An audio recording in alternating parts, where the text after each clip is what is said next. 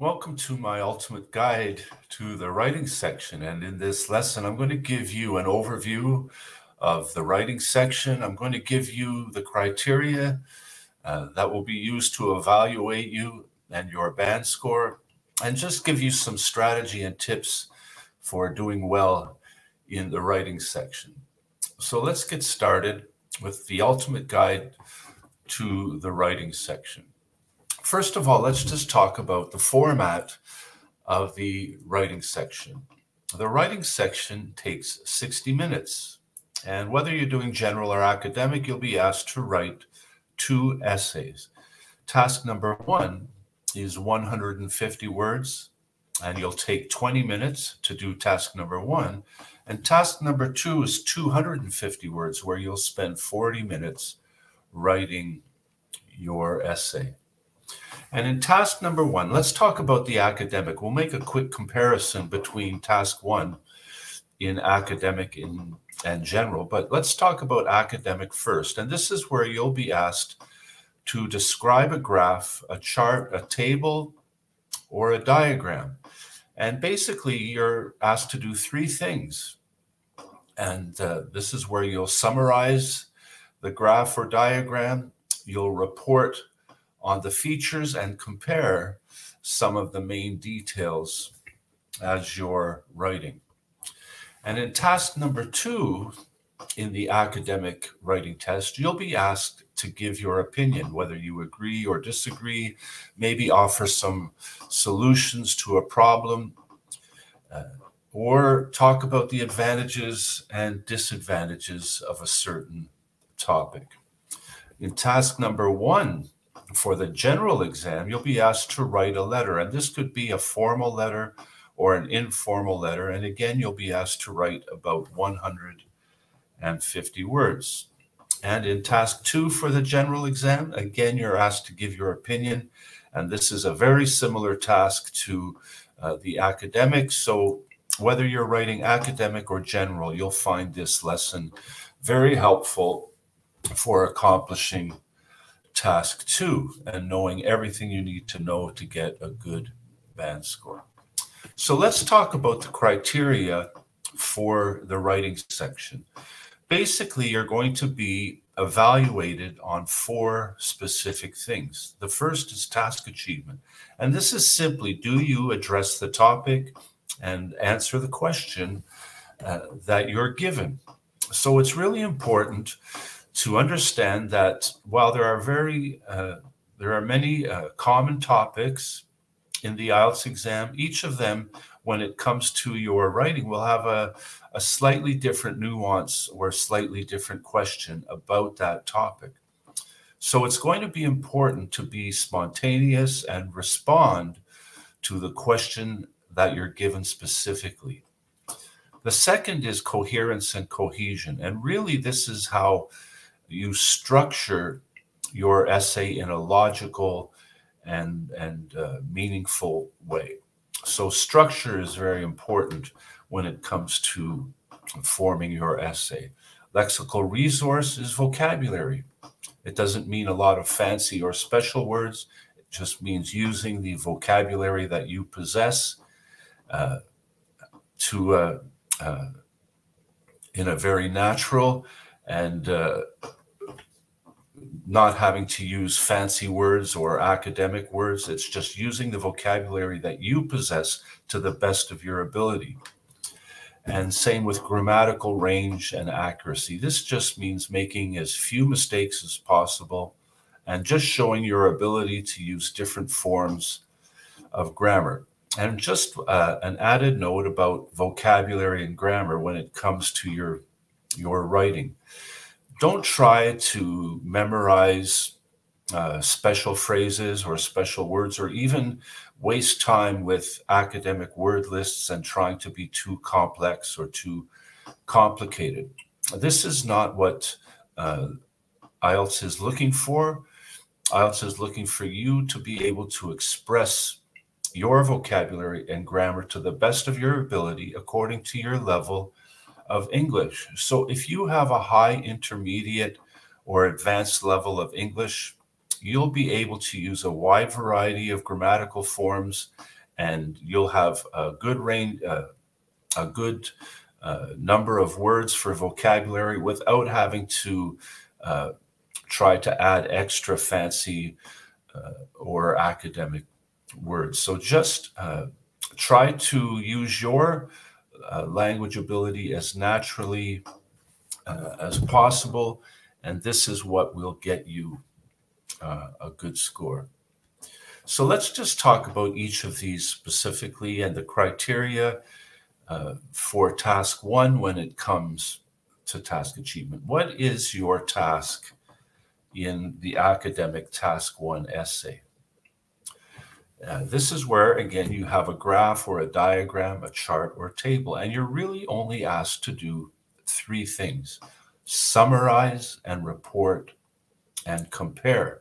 So you want to give an overview of the diagram or visual that you're looking at. You want to report and mention the main features, and then pick out just 2 or 3 details at most and compare the differences or the trends, how things have increased or decreased, or how things have changed in your diagram. You're not asked to give your opinion in any way.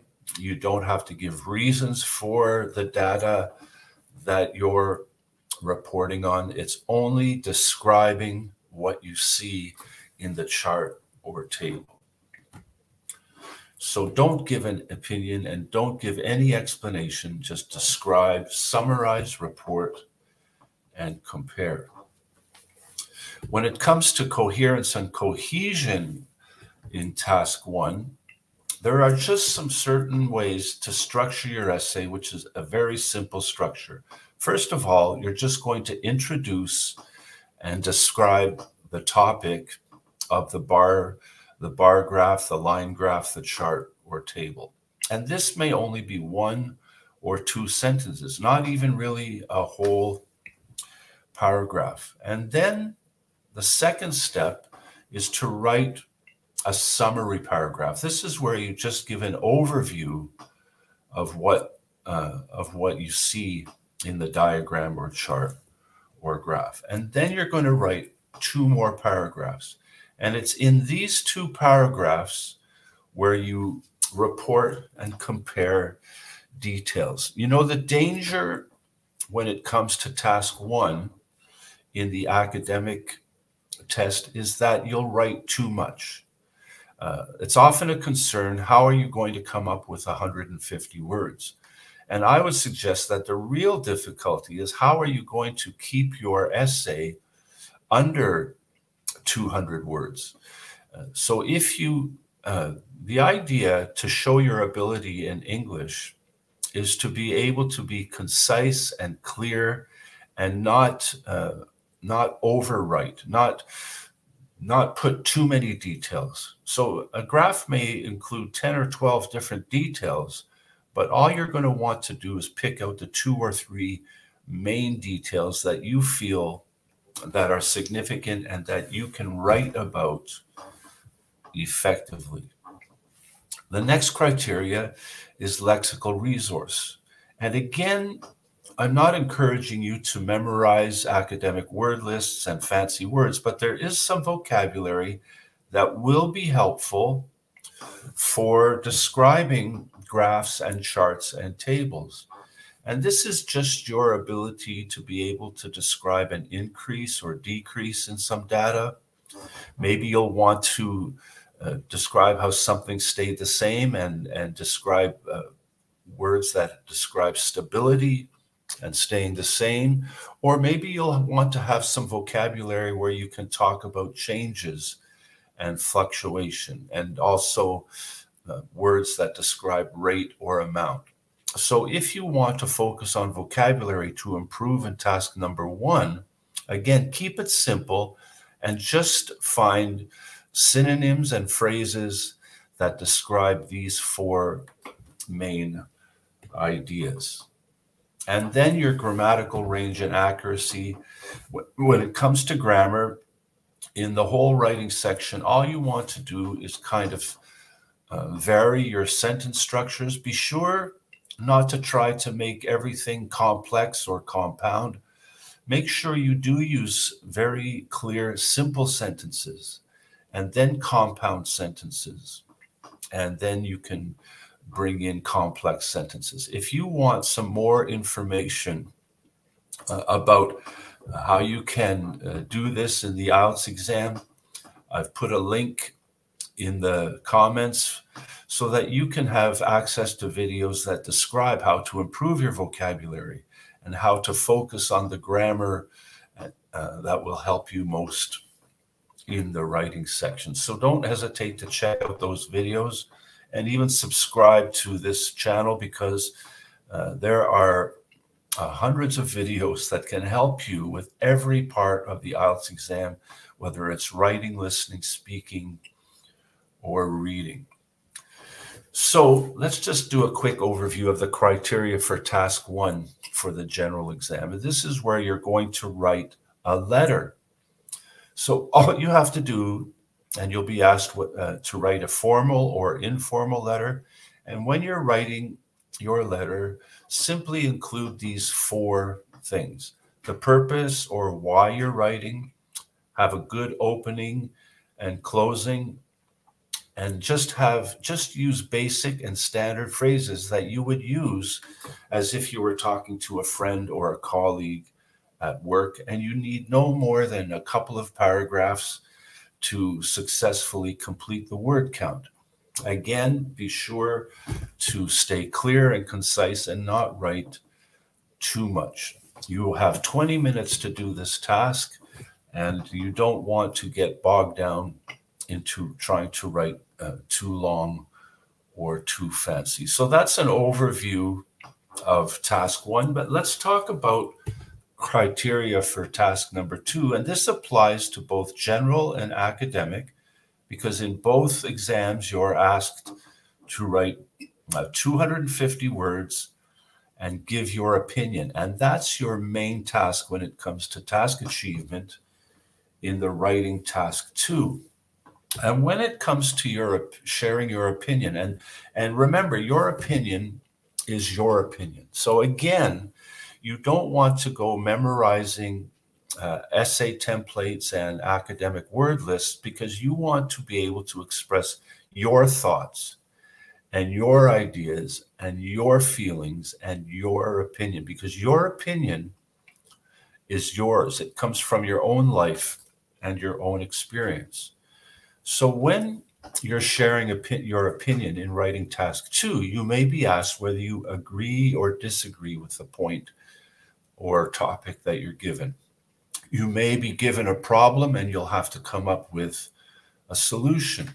Or you may be asked, to what extent do you agree or disagree? So you may be having to give both sides of the argument when it comes to this type of essay. But in any case, regardless of whether it's agree, disagree, problem, solution, or the extent to which you agree or disagree, you are in some way giving your opinion. And there are some important things that you should always include when it comes to giving your opinion. And I'm going to share those with you in just a moment.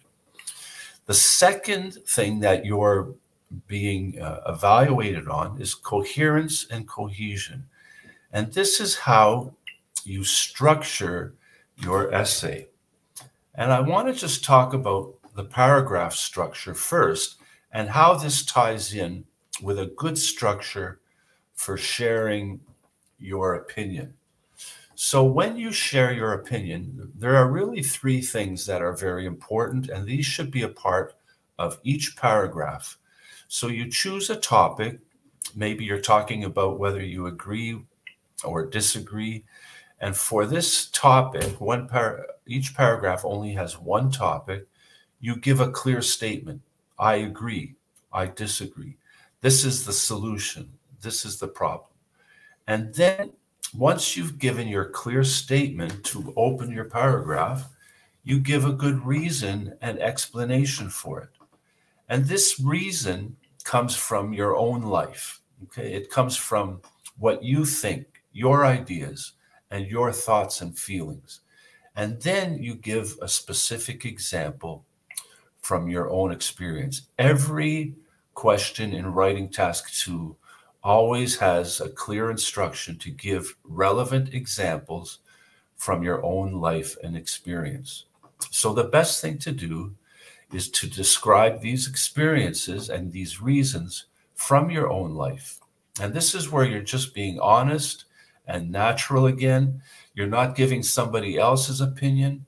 You're just giving your opinion, and you won't be judged on what your opinion is. You don't even have to have a good opinion.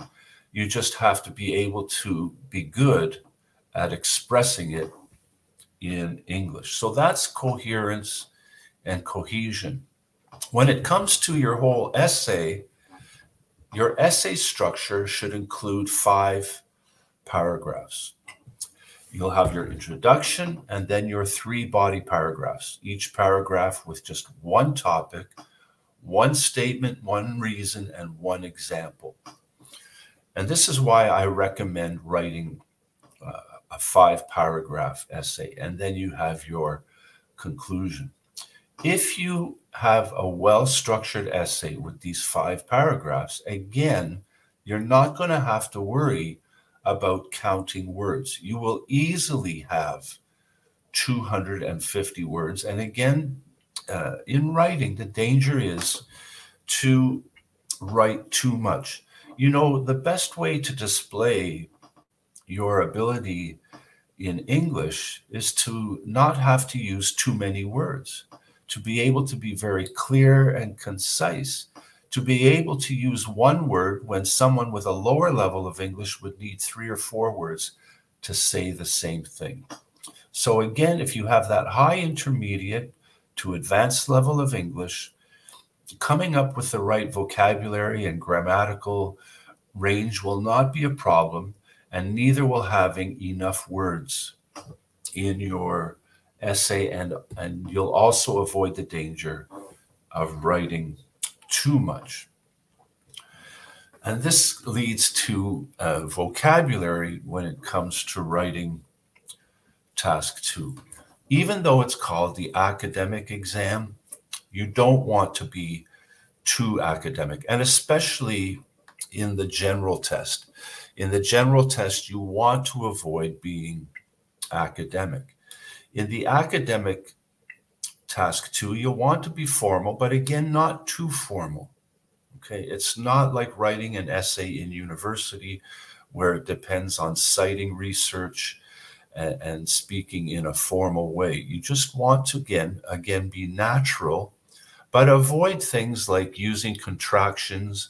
Definitely don't use slang, and even be careful with idioms. You just want to be clear and use a formal or semi-formal style of writing. And if you want to focus on vocabulary for writing task 2, one of the things that I suggest is not focusing on trying to add fancy words, technical words, or academic words, but focus on the words that will help you have a good structure to your paragraphs and sentences. And one of the things that you could spend time in is becoming familiar with linking words. Linking words are words that can take 2 simple sentences and make them into a compound sentence. Or by adding a phrase to a clause, you can make a complex sentence. Again, it doesn't have to be too fancy, but if you can learn these words that show contrast and show additional ideas in the same sentence, they will be really helpful. And again, you'll find a link to a good video on how you can learn and use these linking words in your writing task 2. And then we come to grammar. And again, with grammar, you just want to have a variety of sentences, and you want to make as few mistakes as possible. and to understand that in this category, spelling and punctuation are important. You will be marked on your accuracy when it comes to spelling and punctuation. So if you need to brush up on your spelling and punctuation, make sure to do that. But again, this is a good reason for using words that you are a part of your everyday life when it comes to spelling. If you try to memorize too many fancy words and academic words that you don't use on a regular basis, this is where you're in the most danger of running into spelling and punctuation mistakes. So let me just give you a quick strategy when it comes to test day. And these are basically what I've mentioned as we've gone through this lesson, but I just want to remind you of what I think are the 4 most important things when it comes to writing task 2. On test day, do task 2 first. The writing section is the last section that you'll face on test day. You already will have been in the exam room for about 2 hours before you even start the writing section. You will have done your listening test. You will have done the writing section. So I suggest that you do task 2 first. It requires a little more energy and creativity and maybe a little more thought than writing task 1. So save writing task 1 for the end, because I feel that it could be the least challenging of the 2 writing tasks. And with what energy and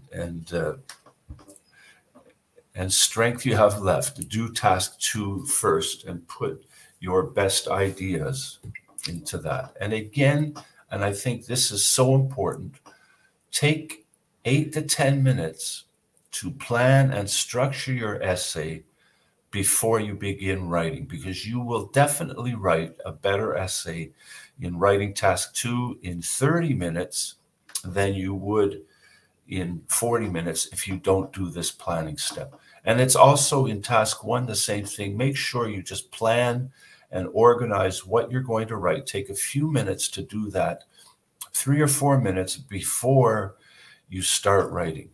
And maybe the most important thing, and this is why it could be, I mentioned that it could be a waste of time to memorize academic word lists or even essay templates, because what you want to do is to be yourself on test day.